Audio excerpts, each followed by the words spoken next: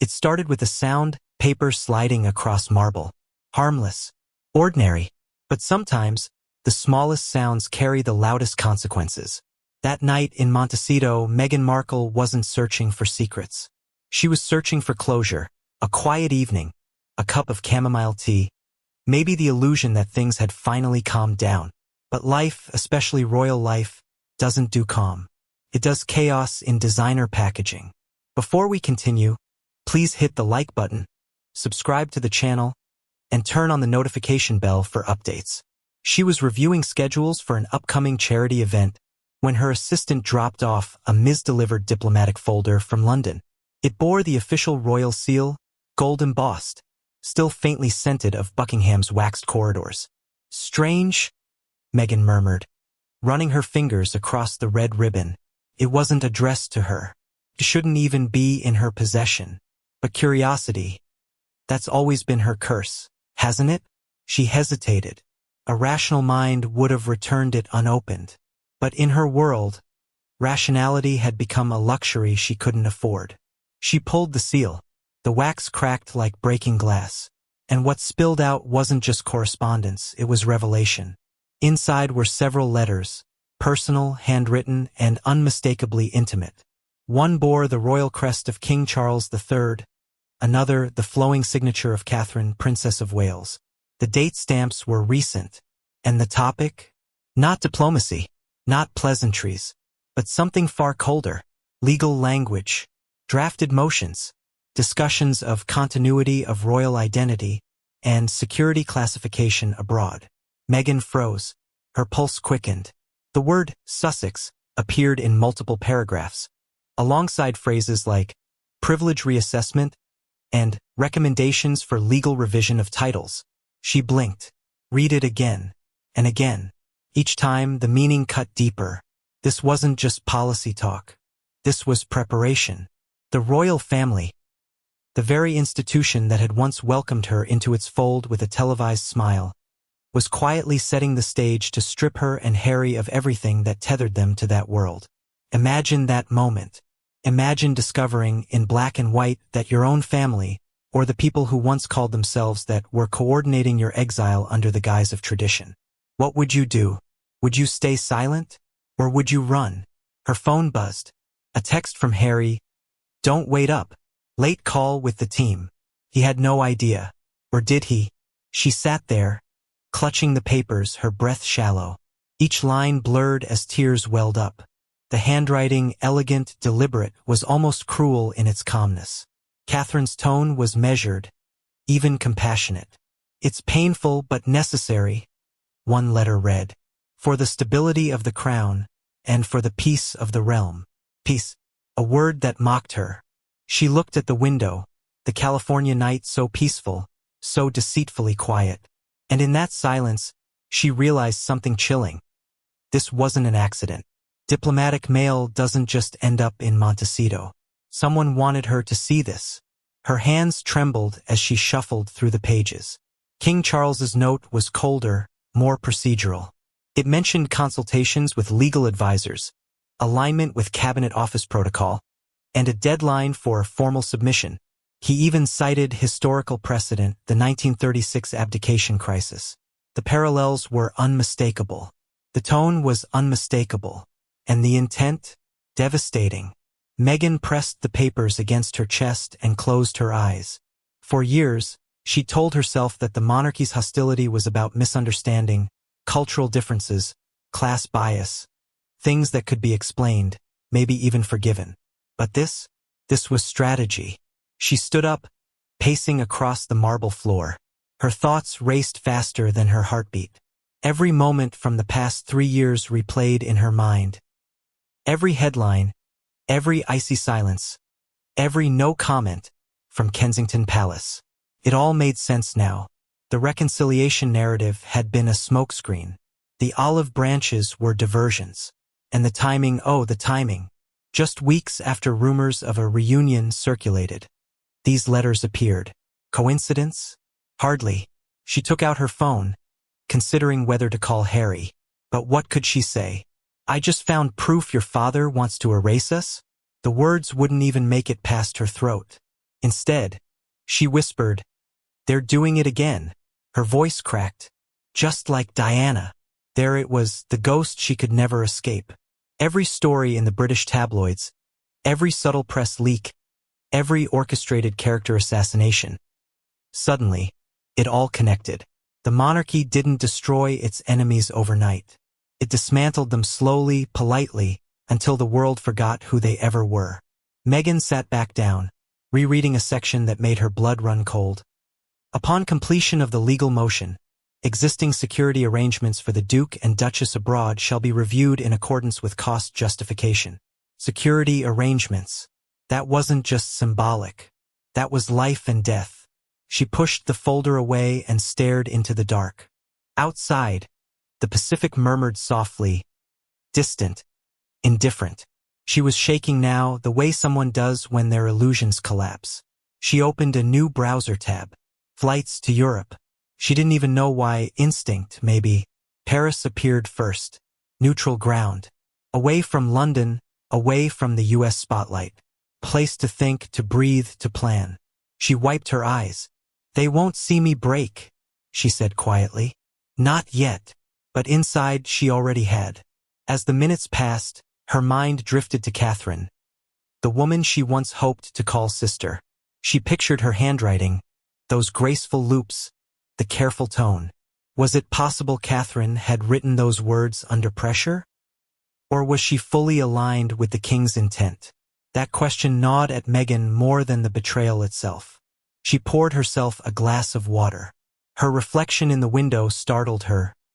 Pale, distant, almost unrecognizable. "When did I start looking like them?" she whispered. The folder still sat on her desk, glowing faintly under the lamp. One page slipped loose, fluttering to the floor. She picked it up and noticed something odd. A handwritten margin note. A single line, circled twice. Pending William's formal concurrence. Her breath caught. William. The sense of isolation deepened.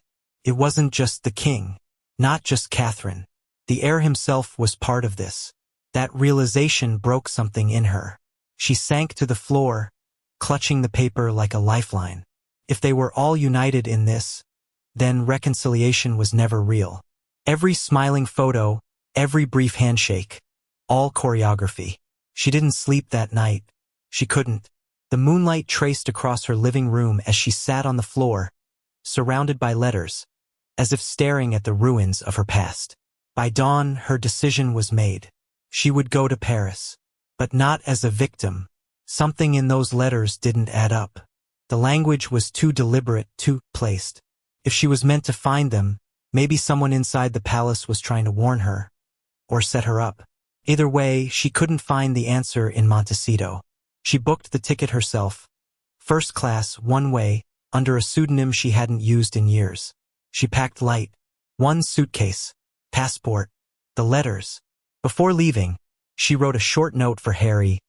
"Please trust that I'm safe. I need to clear my head." She stared at the words trust and safe. They no longer felt real. At the airport, cameras flashed. None recognized her. The sunglasses, the scarf, the quiet posture. But under the disguise, her heart was pounding. Not from fear, from certainty. Because if those letters were true, the monarchy wasn't done with them. It was only getting started. The plane taxied forward. She exhaled. "Paris," she whispered. "Let's see what you have for me." Outside her window, California disappeared into cloud. Inside her mind, the words from Catherine's letter echoed again. "For the peace of the realm." Peace. Such a beautiful lie. But what awaited her in Paris wasn't peace at all. It was a new storm. And someone there was waiting for her arrival. Someone who already knew about the letters. And by the time Meghan realized who it was, it would be far too late to turn back. That's the thought that echoed in Meghan's mind as the plane touched down at Charles de Gaulle. It was raining, the kind of cold, silver rain that Paris wears like perfume. She'd wrapped herself in a dark coat, hair pulled into a low bun, eyes hidden behind oversized sunglasses. She didn't look like a duchess or a celebrity. She looked like someone running from something she couldn't name. But she knew exactly what she was running toward, answers. The folder had arrived in Montecito like a ghost. No one could trace it. No return signature. No record in the diplomatic registry. Yet it carried the weight of royal authority.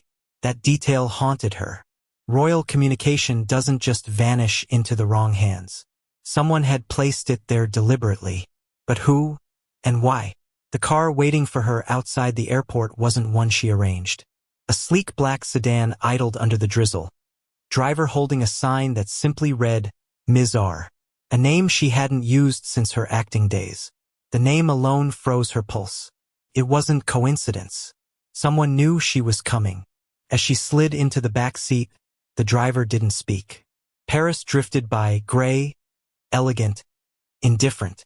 For the first time since reading those letters, she let her mind return to them in detail.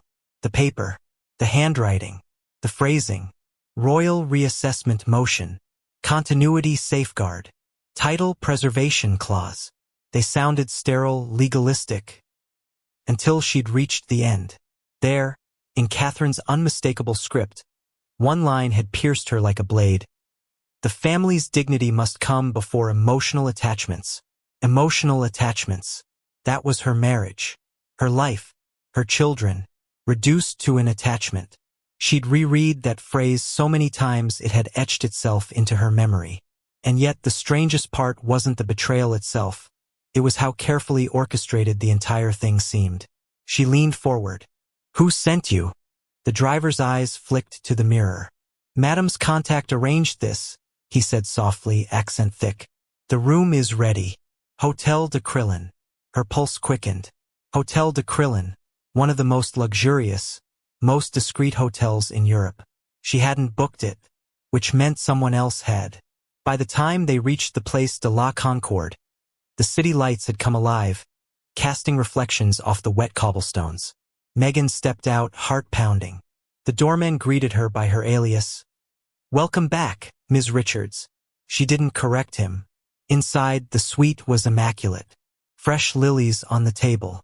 A silver envelope resting against a glass of champagne. Her initials were handwritten on the card. She hesitated before opening it. Inside, one sentence. You were meant to find the letters. Meet me tomorrow at the Orangery. 9 a.m. Sit by the Monet. No signature. She dropped the card on the table and pressed her hand against her forehead. Whoever orchestrated this had access to both royal correspondence and her personal movements. That narrowed the list, but not enough. She looked out over the Paris skyline. The Eiffel Tower blinked through mist. They're playing with me, she whispered. But still, she couldn't shake the possibility that this contact might hold the key. Proof that the letters weren't forgeries, that this wasn't paranoia, that she wasn't going mad. She poured the champagne but didn't drink it. Instead, she pulled out the folder and began reviewing every document again, this time in sequence. She arranged them across the bed. Charles's directive, Catherine's response, an internal legal memorandum, and one unsigned draft titled Royal Privilege Adjustment, Preliminary Review. The draft bore a watermark, Cabinet Office Confidential. That alone was impossible. Cabinet Office documents don't circulate privately. Not even to members of the royal family, not without clearance. Which meant someone inside government circles was leaking. Her mind went back to the words in Charles's letter. All security classifications abroad must undergo rationalization. That wasn't just symbolic. It was logistical and dangerous. If enacted, Harry and Meghan would lose diplomatic-level protection in every Commonwealth country. No escort, no detail, no official shield. She grabbed her phone, considered calling Harry again, then put it down. The last time she tried, he'd brushed her off. You're spiraling, he'd said gently. You've got to stop seeing ghosts. But what if the ghosts were real? Midnight crept closer. Outside, thunder rolled faintly over the city. She opened her laptop and searched for recent royal legal motions. Nothing public. Of course not. Then she searched parliamentary archives, and froze when she saw a reference to a closed session marked Privileged Royal Matters Committee, June 4th. The date matched the letter. Her heart hammered. It was real. But as she was typing notes, she noticed something strange, a reflection in the black screen. A small, red light blinking from across the room. She turned. It was a camera disguised within the smoke detector. For a moment, she didn't breathe. Then, slowly, she stood, reached up, and twisted the cover. Inside, the device blinked once more before she yanked it out. The light went dead. "Of course," she whispered. "They're watching." Her phone buzzed again. An unknown number. She hesitated, then answered. A man's voice, calm, British. "Ms. Richards, we advise you not to attend tomorrow's meeting. Some things are safer unread." Click. She stood frozen. The silence after that call was deafening. Sleep never came. She sat at the window until dawn, watching the city awaken. Bakers unlocking doors, street cleaners washing away the night. The letters lay open beside her like relics of a war she never agreed to fight. At 9 a.m., she went anyway. The Musée de l'Orangerie was quiet, echoing with soft footsteps and the hush of reverence. She walked past Monet's water lilies, those swirling blues and purples, until she reached the bench described in the note. A man was already sitting there, late 50s, gray coat, reading a newspaper he wasn't reading. "Meghan," he said softly without looking up, "you were never supposed to see those letters. But now that you have, they won't stop until you're discredited." She stiffened. "Who are you?" "Someone who used to believe in them," he said. "And someone who still believes in you." He handed her a small USB drive. "Everything you need to know is on here. Don't open it here. Don't contact me again." Then he stood and walked away. For a moment, she thought about following him, but something in his gait, his certainty, told her not to. She slipped the drive into her pocket and sat there, staring at the lilies. Had she just met an ally, or walked into the first move of a larger trap? The museum lights dimmed slightly as clouds crossed the sun, casting Monet's painted water into shadow. Her reflection appeared faintly on the glass, fragile, almost ghost-like. She whispered, "What have I just stepped into?" Back at the hotel, she inserted the USB into her laptop. Dozens of files appeared, transcripts, memos, correspondence between palace advisors and legal departments. The earliest dated back months before the Oprah interview. This wasn't reaction. It was premeditation. Her stomach dropped as she scrolled. There it was. Her name, underlined. Markle Meghan. Subject to review under Protocol 17/3. Misrepresentation of royal alignment. Misrepresentation. That's what they were accusing her of. Falsifying loyalty to the crown. She closed the laptop and pressed her palms to her eyes. "They're not just cutting us off," she whispered. "They're rewriting history." But as she sat there in the quiet, something clicked. The misplaced folder, the orchestrated delivery, the anonymous note. Someone inside wanted this scene. Someone inside the royal apparatus was trying to send a message. She leaned back in her chair, mind racing. If they planted this, what's next? And as the words left her lips, a soft knock came at the door. She froze. "Room service," a voice said. She hadn't ordered anything. When she peered through the peephole, a hotel staffer stood outside, tray in hand. But what caught her eye wasn't the food. It was the envelope tucked beneath the tray, sealed with the same gold royal insignia she'd seen in that folder. Her throat tightened. She opened the door slowly, signed the bill, and waited until the server left. Then she pulled the envelope free. Inside, one sentence, typed neatly on official stationery. "You should have stayed quiet." Her knees went weak. The edges of the paper cut against her fingertips. For a long moment, she just stared at it. Then she whispered, "They know I'm here." She tore the note in half, flushed it down the toilet, and began packing her things. The city outside gleamed through drizzle, indifferent, ancient. Paris had always been a place of beauty, but for Meghan, it had just become a chessboard. That thought haunted Meghan as she sat in the back of the cab later that evening, staring through the rain-slicked window at the blurred city lights of Paris. Every reflection looked like a secret, every shadow a whisper. She couldn't escape the words written in those letters. They echoed in her mind like a broken record. The family's dignity must come before emotional attachments. Dignity. That was the excuse. The mask under which betrayal hides. She clutched the USB drive tighter. Those letters had been personal, handwritten, drenched in the polished coldness of royal etiquette. But now, reading them again with what she'd learned, they sounded more like confessions. Carefully coded, but confessions nonetheless. Catherine's letters were the most haunting. The way she balanced empathy with execution, soft words masking sharp intent. This transition must be handled delicately, one line read, for the sake of the institution, and to minimize further embarrassment. Embarrassment. That word burned her. She remembered every smile she'd forced at public events, every carefully choreographed photo call beside Catherine, the practiced sisterly harmony, the synchronized laughter. And now she realized, every one of those smiles had been a performance scripted to disguise the storm brewing behind palace doors. The cab stopped at a red light, and Meghan looked down at her reflection in the glass. "You were never one of them," she whispered to herself. "You were a project, a phase, a problem to solve." The light turned green, but her heart stayed red. Back in her suite, she spread the letters across the bed again. She wanted to feel their weight, the paper's texture, the faint perfume of royal stationery, the imprint of the king's seal.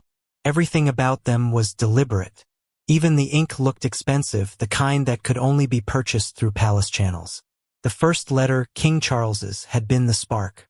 But it was Catherine's replies that revealed the flame. She was precise, almost surgical in tone. "Your Majesty," she began one. "The transition will not be without public outcry, but we must prioritize the long-term stability of the monarchy." Long-term stability. A polite way of saying erase the problem. Another letter bore the date just days before Meghan and Harry's last public appearance at an Invictus Games event. It mentioned timelines for official execution of procedural adjustments. Meghan felt sick reading that word, execution. It wasn't literal, of course, but it symbolized what they were doing to her reputation, cutting her out of royal existence. She ran her fingers across Catherine's handwriting, thinking back to that day in 2018 when they'd first met, two women smiling for cameras, hailed as the future of the monarchy. The press called them the new royal duo. But behind those smiles, there'd been tension, subtle, unspoken, like a storm waiting for the right wind. And now, years later, that wind had turned into a hurricane. Meghan closed her eyes. "Did she ever mean it?" she whispered. "Did any of them?" She thought of Diana, how the world had adored her, yet how the palace had suffocated her. "They do it to all of us," Meghan murmured. "They love you until you're loved too much." A knock interrupted her thoughts. She froze. Another envelope slid under the door. Her heart jumped. She waited a few seconds before picking it up. Same seal. Same handwriting. Inside, a single-typed sentence. "You're reading the wrong letters." No signature. The wrong letters? She looked around, paranoia seeping into her bloodstream. Her suite suddenly felt smaller, the air heavier. The USB drive still sat on the desk, untouched since she'd examined its contents earlier. What if it wasn't what it seemed? Her phone buzzed again. Another unknown number. She hesitated but answered. "Stop looking through the past," a voice said quietly. "It's the drafts you should fear." Then silence. She tried calling back, no response. Her mind raced. Drafts? She turned back to the folder and began flipping through the documents again. At the bottom of the stack, one page caught her attention. A partial letter with no signature, no closing line. It was written in Charles's handwriting, but the ink looked fresher, darker. The content was different too, more severe, less restrained. "We have tolerated enough disruption under the Sussex independence facade." It read, "The time has come to separate monarchy from spectacle." Separate monarchy from spectacle. Those weren't just words. That was philosophy. That was the monarchy redefining itself, by erasing the modern couple that had dared to challenge its narrative. She noticed something else. Faint pencil marks in the margins. likely from an aide or legal consultant. Requires approval from PW. PW Prince William. Meghan's stomach dropped. Until now, she had hoped, foolishly perhaps, that William had stayed out of it. That despite the frost between him and Harry, he wouldn't be part of something this cold. But there it was. Proof. She sat back, the rain tapping against the window like whispers. It's all of them, she said softly. All of them. Her mind spiraled. If these were the letters she wasn't supposed to see, what were the ones she was missing? She opened the USB drive again, scanning file after file. There. A document labeled draft_memo_RR17_confidential PDF. She clicked it. The text filled the screen in small, formal paragraphs. Proposal for the withdrawal of royal patronage from individuals no longer actively engaged in service to the crown. To be presented under private counsel for royal assent. There was a line highlighted in red, including titles retained by marriage. Her throat went dry. That clause targeted her specifically. Without her Duchess title, she'd have no claim, no standing, no protection. But then she saw something stranger. The document wasn't last modified by a palace official. The metadata listed an editor, Catherine.w@royal.gov.uk. Catherine herself had made changes to the draft. Meghan's heart pounded. She scrolled to the tracked comments. Catherine had written, "This section must appear compassionate in public explanation. Focus on modernization and dignity. Avoid phrasing that implies punishment." There it was, compassion as camouflage. Her anger boiled. For years, she'd been accused of being dramatic, manipulative, attention-seeking. And yet, behind closed doors, they'd orchestrated her public downfall with the precision of a PR campaign. She slammed the laptop shut, breathing heavily. "They wrote the script," she whispered, "and we played the villains. But why send the letters now? Why let her find them? There had to be more to it, a deeper play. Someone inside the palace wasn't just leaking. They were steering." That night, as she lay awake, she imagined Catherine sitting at her writing desk, carefully crafting those letters. Did she feel guilt, pity, or nothing at all? The image burned in her mind. Catherine, calm and graceful, pen poised above paper, sealing the fate of a woman she once pretended to befriend. Meghan turned to the window. Paris glowed beneath her, elegant, distant, cruelly beautiful. "What did you expect?" she murmured to herself. "They were born into it. You were invited for the story, not the ending." She rose, pacing the room. Every step tightened her chest. She thought of Harry again. His face when she'd tell him what she'd found. Would he believe her? Or would he defend them as he always tried to? But then she remembered something. The folder hadn't come through normal channels. Someone had bypassed every security protocol to ensure it reached her. Whoever that was, they wanted her to dig. They wanted her to uncover this exact truth. She poured herself another glass of water, her hands trembling. "You wanted me to see it," she whispered. "Fine, I see it." But as she spoke, her laptop screen flickered to life again on its own. The same document reappeared. This time, a new line had been added at the bottom. "Pending final signature, HRH Catherine, Princess of Wales." Her breath caught. That line wasn't there before. Someone was editing the file in real time. Her fingers hovered over the keyboard. A chat notification appeared in the corner of the screen. A private message from an anonymous source. "Stop digging, or the next leak will be about you." She stared at it, frozen. Then another message appeared. "Paris was never safe. You're being watched." The screen went black. Her heart pounded so hard it hurt. She unplugged the laptop, turned off the lights, and sat in the dark, her mind spiraling through every possibility. Who was sending the warnings? Who wanted her silent? And most of all, who had changed that document live right before her eyes? She looked toward the door, every instinct screaming that she wasn't alone. And she was right, because as she reached to close the curtains, a reflection flickered in the glass. A figure standing across the street, phone raised, watching her window. She stepped back, pulse racing. The figure didn't move, didn't flinch, just watched. She whispered to herself, "They found me." Not every betrayal is shouted. Some are whispered through pen strokes, hidden in elegant handwriting, buried beneath polite phrases that only sound harmless if you don't know where to look. That's how the monarchy speaks, with ink instead of daggers. The morning after that chilling reflection at her Paris window, Meghan sat at the hotel desk surrounded by papers, the USB drive, and the faint smell of stale coffee. Her eyes were red, but her mind was sharper than ever. She wasn't reading the words anymore.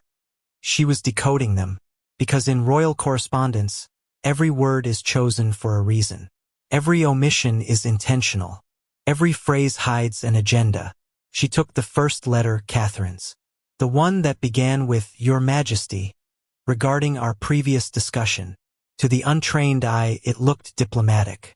To Meghan, it read like a eulogy for her royal life. She started circling key phrases with a pen: necessary review, public understanding, institutional coherence, media strategy alignment. It was all so clinical, so emotionless. Yet every line pulsed with quiet condemnation. Was this Catherine's voice, or someone else's hand guiding it? She leaned back, whispering, "Who writes like this?" Because the Catherine she remembered, soft-spoken, careful, warm in public, wouldn't have chosen words like coherence and rationalization. Those were lawyers' words, strategists' words. She began comparing handwriting, the loops of the letters, the pressure on the paper. There, the signature matched perfectly, but the body text varied slightly. Some parts slanted differently. That's when it hit her. Someone had rewritten or copied sections for her signature. That meant these letters weren't just personal, they were drafted, edited, approved. That meant collaboration. And that, in Meghan's mind, meant conspiracy. She whispered to herself, this wasn't just Catherine writing. This was the crown writing through her. That's when the emotional weight hit. Not just betrayal by individuals, but by an entire system. She thought back to those early days.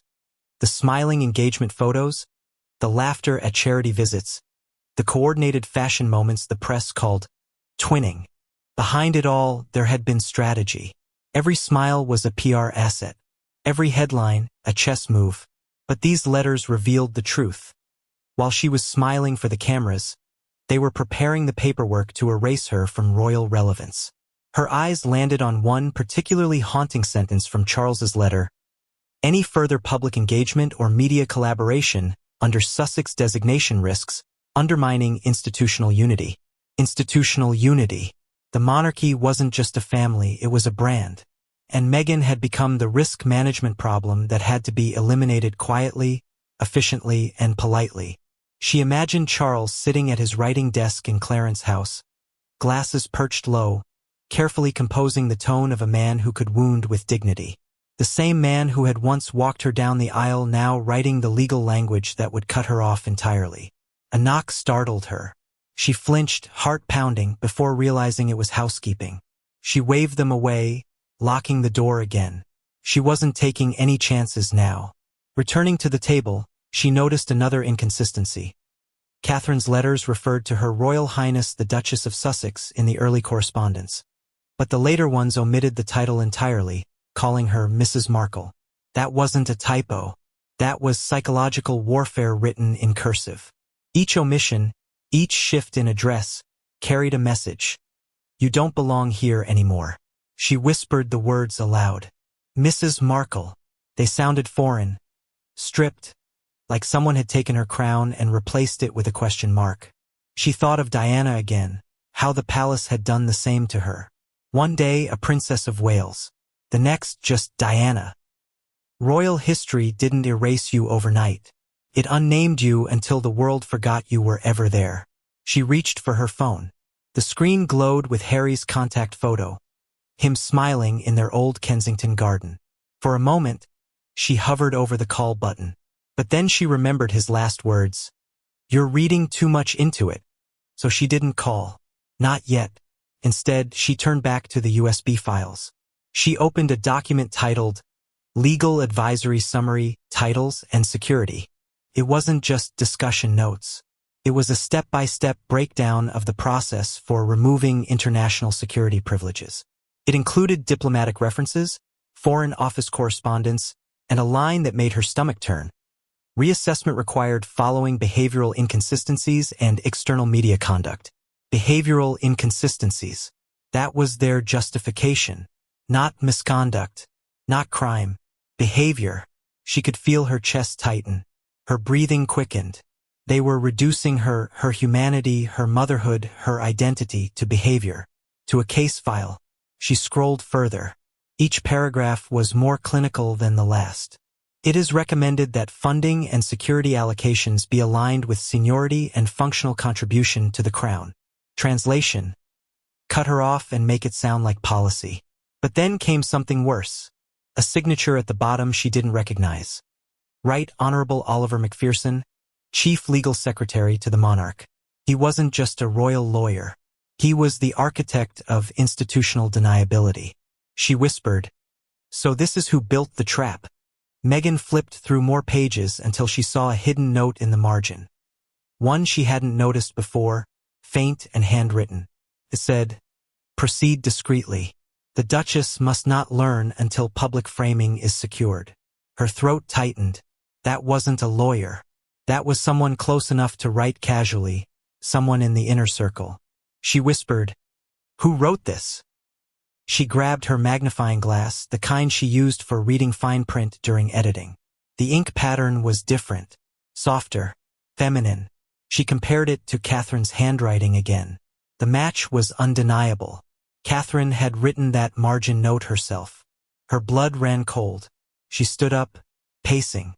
"You told me we were sisters," she muttered. "And you wrote that I shouldn't learn until it was too late?" Tears blurred her vision, but the anger underneath was pure fire. It wasn't just betrayal, it was orchestration. Catherine had been helping to time the blow, smiling in public, coordinating behind the scenes, ensuring Meghan's downfall looked like an administrative necessity instead of an act of personal vengeance. And now Meghan realized that's what made it so effective. The world would never see the cruelty behind the handwriting, only the polished facade of unity. She picked up the first page of Catherine's correspondence again, reading it aloud this time. "We must maintain empathy while ensuring consistency." Empathy. They'd weaponized kindness. She turned back to her reflection in the mirror, eyes wild with disbelief. "They wrote me out with compassion," she whispered. "They buried me with etiquette." A faint buzz broke her trance, her phone again. This time, it was a message from an unknown number. It read, "If you want to understand the letters, find the author, not the signers." She frowned. The author. She thought she had already found them. But if someone else had drafted the content, that changed everything. She texted back, "Who are you?" No response. Her heart pounded as she thought about it. Someone inside the palace machinery, maybe an aide, maybe an advisor, was ghostwriting letters for the royals, controlling tone, timing, and even emotional phrasing. That meant there was a hidden hand, a puppeteer behind the royal signatures. If she could find that person, she could prove this wasn't just personal vendetta, it was a calculated campaign of institutional exile. But she didn't realize yet that the closer she got to finding that author, the more dangerous it would become. Because exposing the writer meant unraveling something bigger than letters, something the monarchy couldn't afford to let anyone see. She looked out the window again. The rain had stopped. The Eiffel Tower shimmered faintly under a pale moon. She whispered, "They thought these letters would silence me, but they've just given me their confession." And as she said it, a new message appeared on her phone. "No, Meghan," it read. "You've only seen the rehearsal. The real letters haven't been sent yet." Her breath caught. She read it twice, then 3 times.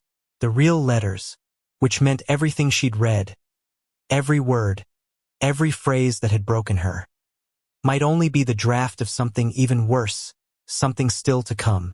She dropped the phone, her pulse thundering in her ears. If those were the drafts, what were the final versions? And where were they being sent? She didn't know it yet, but the answer would lead her straight into the heart of royal secrecy, and to a name she never expected to see written in royal ink.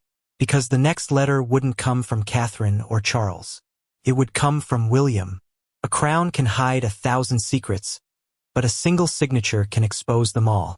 That was the thought that slammed into Meghan as she stared at the final page that wasn't supposed to exist. The one with the initials that made her fingers go cold. P.W. Prince William. Mini hook? Here it is. What if the person you hoped was merely distant turned out to be decisive? Not neutral. Not passive. Decisive. Ask yourself. If you discovered your brother-in-law had quietly approved a plan to remove your titles, sever your protection, and write you out of the story, what would you do next? Scream? Call your husband? Burn the evidence? Or would you do what Meghan did? Sit perfectly still, let the adrenaline pass, and start reading like your life depends on it? Because that's exactly what she did. She read. Then she read again. And each time, the shape of the plan sharpened. The letters weren't scattered. They were steps.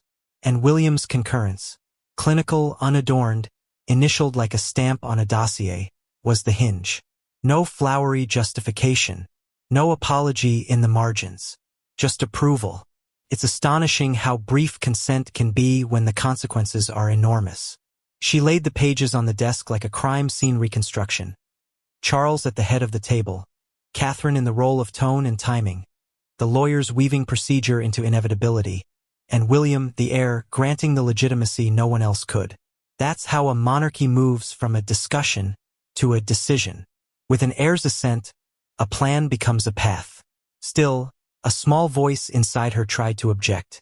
Maybe the signature was forged. Maybe the initials were a placeholder. Maybe she was seeing what fear wanted her to see. So she did what she had learned to do in Hollywood and in Windsor. She checked continuity. She matched phrases across documents. She cross-referenced dates. She hunted for inconsistencies like a script supervisor who knows a story falls apart if a jacket changes color between scenes. And there it was. A trail that only made sense if William was involved. Document 1. Charles's letter referencing timely concurrence by the appropriate senior member. Document 2. A legal memo noting approval received from P.W. Proceed to Council Draft B. Document 3. Catherine's margin note. That soft, surgical handwriting. Await P.W. sign-off on language regarding stability and modernization. 3 pieces. 1 picture. You can call it inference, or you can call it pattern. History calls it precedent. Meghan pressed her fingers to her temples. She remembered William's face at that last, tense family meeting. The way he'd kept his words trimmed to the bone. The way his eyes had flicked toward a private aid each time the conversation drifted toward reconciliation. Back then, she'd chalked it up to caution. Now it looked like choreography. Was it always you? She whispered, the Paris rain whispering back against the window. Let's slow down for a beat. Not with filler, with oxygen. Because in stories like this, the body needs air between punches. Meghan walked to the window and stared at the city below. Scooters, umbrellas, a lone street vendor setting up despite the drizzle. Ordinary life felt obscene. How dare the world continue when her world was rewriting itself? She paced the room, barefoot on cold stone. The USB drive, the letters, the note under the door, the blinking camera she'd already yanked from the ceiling. Each piece hummed like live wire. And underneath it all, one question wouldn't stop gnawing at her. If William had given formal concurrence, then who had asked for it? Did this begin with Charles? Or did it begin with him? You might think that question is pedantic. It's not. Origin matters. Origin tells you motive. Because if the king proposed and the heir concurred, that's institutional housekeeping. But if the heir pressed and the king blessed, that's succession strategy. And succession strategy is colder than housekeeping. It doesn't dust the furniture. It rearranges the rooms. She needed proof. She needed context. She needed a witness. Which is why, an hour later, Meghan found herself back at the orangery. Not to meet Monet but to chase a shadow, the gray-coated man who had given her the drive. She didn't expect him to return. But sometimes the absurd pays off when the probable refuses to move. She took the same bench. Her coat collar was up. Her pulse was a metronome. The man never came. Instead, a woman sat down 3 seats away. Late 40s. British posture. Parisian scarf. Not reading, just breathing. Wrong letters, the woman murmured without turning her head. Meghan didn't flinch. You sent the second envelope. The woman's mouth curved, not into a smile, into acknowledgement. I arranged for it to arrive. That's not exactly the same as sending. Who are you? Someone who used to work on briefing notes, the woman said. Someone who's learned that truth leaks through tone. Tone? The words they use when they think the archive will outlive the headlines. Meghan kept her eyes forward. Tell me about the initials. PW. Yes. He never writes longhand when a single mark achieves more. You can spin headlines. You can't spin ink. Did he originate the motion? Tiny pause. The kind of pause trained by a lifetime of discretion. He originated urgency. Does it matter to you which is worse? Everything matters, Meghan said. If I'm going to be erased, I want to know which hand holds the eraser. A school group shuffled past, their shoes squeaking on the polished floor. The woman waited until the noise receded. You think this is merely about titles, she said. It isn't. It's about the meaning of modernization. The palace learned the wrong lesson from the last decade. They think modern means minimal. Fewer variables. Tighter messaging. Fewer independent satellites. Meaning us, Meghan said. Meaning you, the woman said. Harry is blood. You are narrative. It stung because it was surgical. In the palace equation, blood is immutable currency. Narrative is negotiable expense. Why help me? Meghan asked. Because I've seen the same script before, the woman said. And I can tell you exactly how this version of the story ends if you don't change the act. Which is institutional regret, personal ruin, direct, brutal, useful. Is William driving it? He is driving appetite, the woman said. And appetite is often stronger than appetite's reasons. Meghan turned finally to look at her. Gray eyes. A face made for anonymity. The woman stood. Don't contact me, she said. I've already taken a larger risk than you realize. If you want to understand the language of betrayal, stop reading for intent and start reading for execution. Who drafts? Who edits? Who calendars? That's where power lives. Calendars. Who controls when something happens? The woman said. Because timing writes history. And then she was gone, her scarf dissolving into the museum's light like smoke. Timing. The word clicked in Meghan's head like a tumbling lock. She left the orangery and walked straight into a thin rain that felt like static on her skin. Timing. If William's concurrence aligned with specific dates, she could triangulate motive. Back in the suite, she spread the timeline out like a detective's board. She pinned dates with sticky notes. The closed committee session marked in the parliamentary archive. The legal memo update, Catherine's edit, Charles's directive. Then she added public events, speeches, appearances, the sudden flare-ups in tabloid pressure. The pattern emerged like bruising. Every time reconciliation rumors spiked, a draft moved forward internally. When public sympathy for Meghan and Harry rose, after a charity event, after a clip of Harry laughing with wounded veterans went viral, the royal privilege adjustment file gained a new comment, a new revision, a new forward to council. And the concurrence from PW? It sat right after a week in which William had been criticized for being too soft on the Sussex saga. That's not coincidence. That's calibration. Stability, Meghan muttered, staring at the sequence. They translate it as control. She opened the file explorer on the USB again and noticed a folder she'd ignored, innocuous title, Shared Calendar Sum. Inside, a table of calendar invites and RSVP logs. Most were routine. A few were telling. Review. Draft B on titles and international security. Participants. CIII, PW, CPS, OMS. One entry read. I, Charles. PW, William. CPS, Catherine. OMS Oliver McPherson, the legal architect. For chairs. 1 decision. Another entry. Pre-brief with PW Communications Aid. Adjust external narrative to align with modernization language. There it was again. Modernization. The palace's polite word for subtraction. A fresh contradiction hit Meghan with the force of a memory. The time William had told a reporter, "My brother and I will always be family. Warm. Public." The same week, this invite showed he'd been aligning comms to soften the blow of cutting that family's tether. "Always be family," she said, almost laughing. "As long as the paperwork says otherwise." Let's talk about contradictions because they keep audiences glued and they keep the truth honest. The greater the contradiction between public words and private actions, the more gravity the story gains. That gravity was pinning Meghan to her chair. Her phone lit up. A Paris number, unknown. She let it ring out to voicemail, then listened. A man's voice, clipped, measured, unmistakably royal adjacent. "You are discussing names you do not fully understand," the message said. "If you force clarity, the institution will choose clarity over kindness." Clarity over kindness.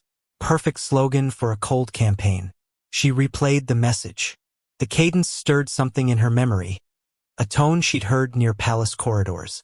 She couldn't place it, but the familiarity made her skin vibrate. Enough reaction. Action.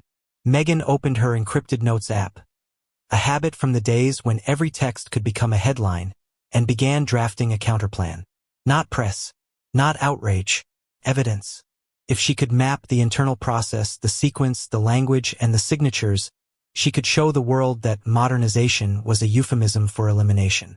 But to do that, she needed the origin memo. The one that set the whole thing in motion, the first articulation before edits softened the edges. And origin memos rarely sit on USB sticks. They live in drafts folders that never see daylight. So she tried a different angle, metadata scraping. She opened the earliest PDF and pulled the properties panel. Created by Onkferson. Fine. Modified by Catherine.w. Fine. But then she saw a field often ignored. Template source. RPF 217. Template code. Not a document name. Process. She searched the drive for RPF 217. Nothing.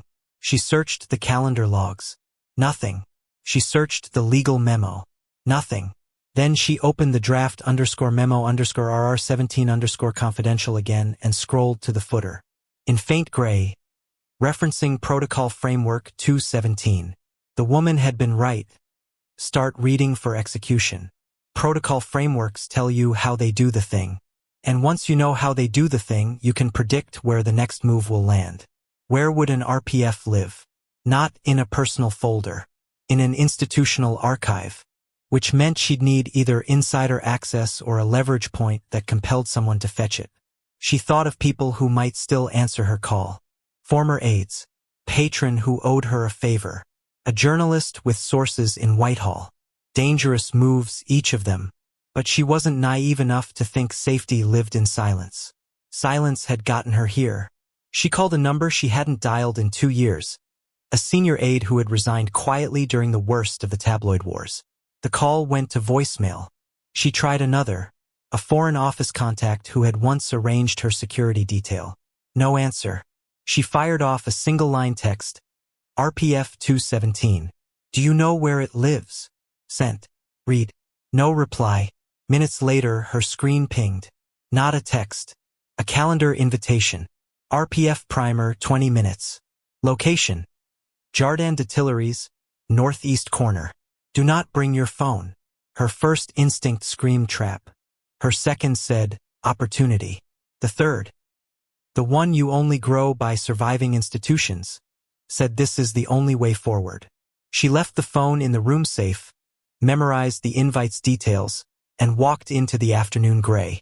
The northeast corner of the Tuileries looked like a painting of secrecy.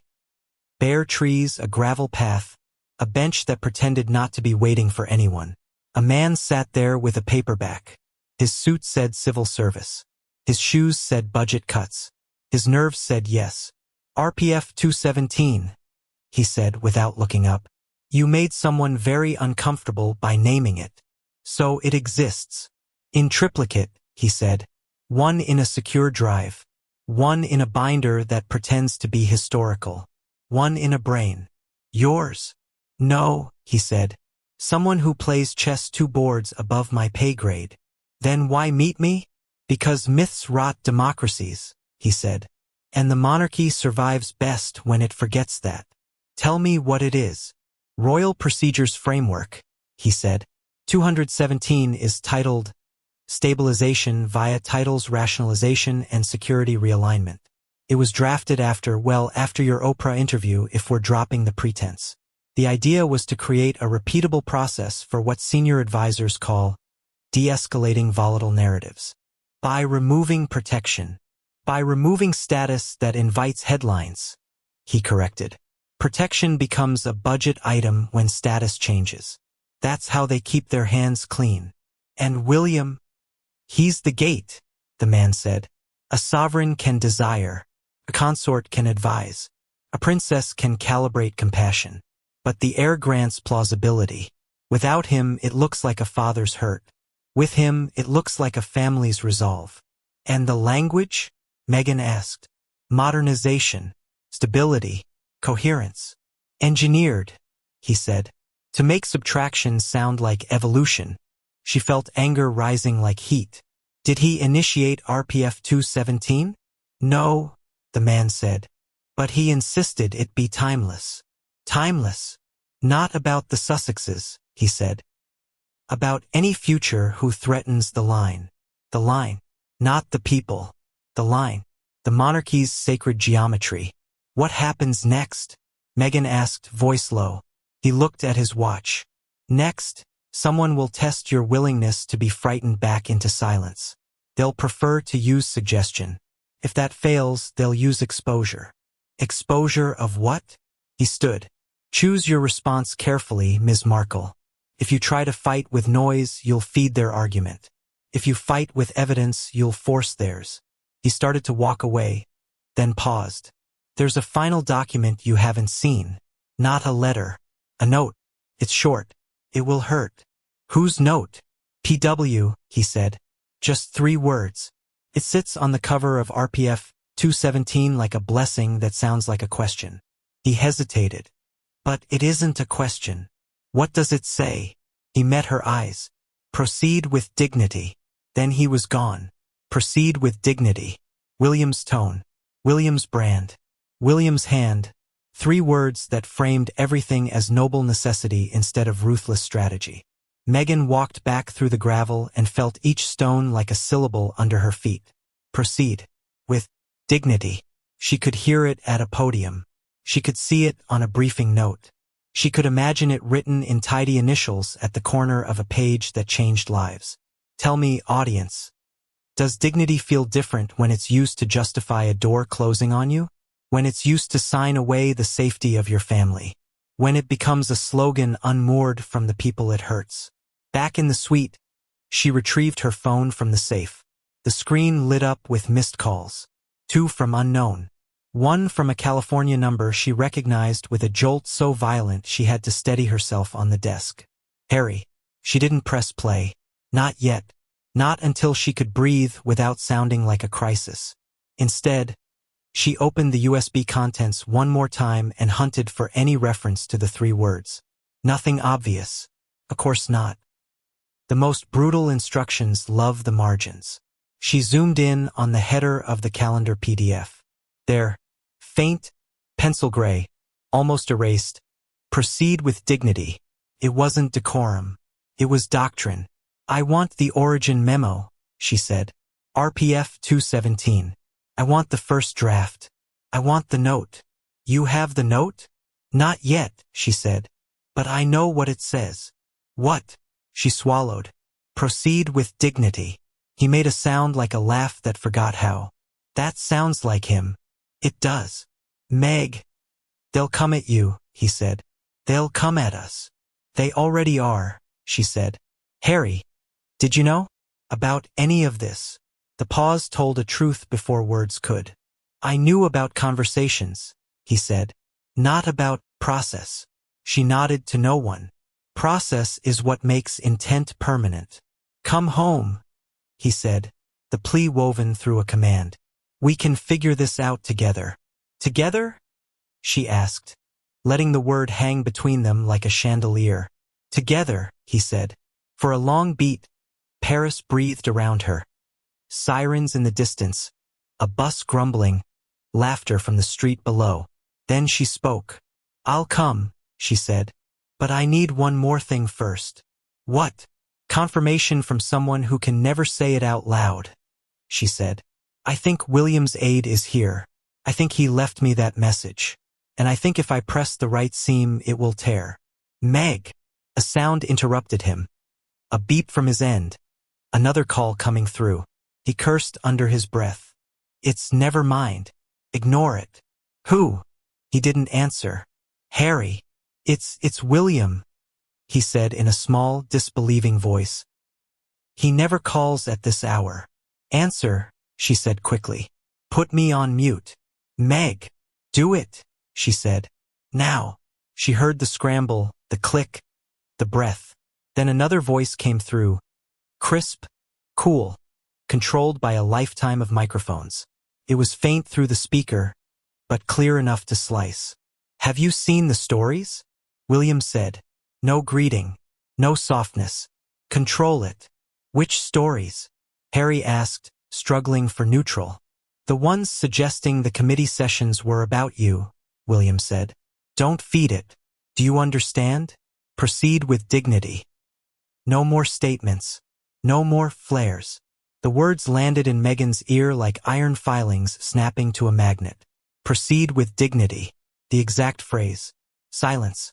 Then Harry, voice flat, understood. The line clicked. Harry came back. Meg. But she wasn't listening.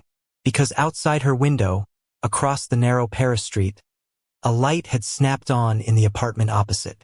And in that rectangle of sudden brightness stood the silhouette she'd seen the night before. Phone lifted. Motionless. Watching. It didn't flinch now, either. But something had changed.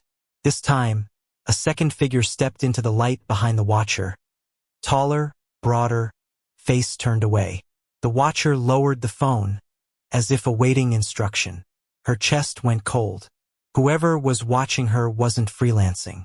They were reporting. Meg, Harry said. Are you there?